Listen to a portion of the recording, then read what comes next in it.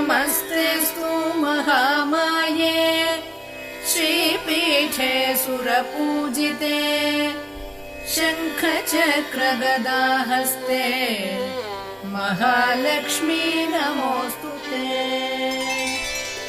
नमस्ते गरुडारूढे डोलासुरभयङ्करी सर्वपापहरे देवी महालक्ष्मी नमोऽस्तु ते।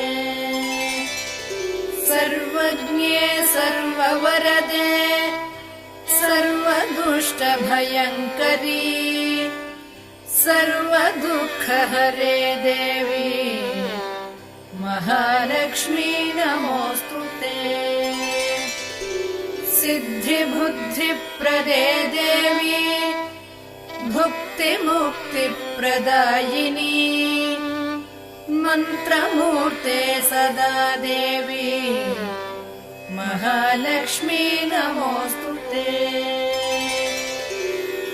आद्यन्तरहिते देवी आदिशक्ति महेश्वरी योगज्ञे योगसम्भूते महालक्ष्मी नमोऽस्तु ते।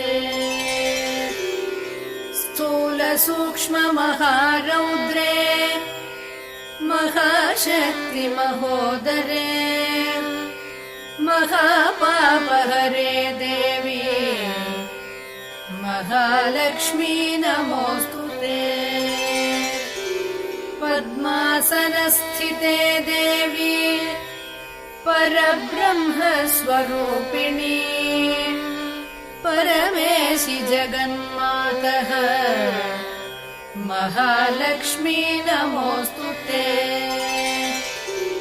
श्वेताम्बरधरे देवी नानालङ्कारभूषिते जगत्स्थिते जगन्मातः महालक्ष्मी नमोऽस्तु ते।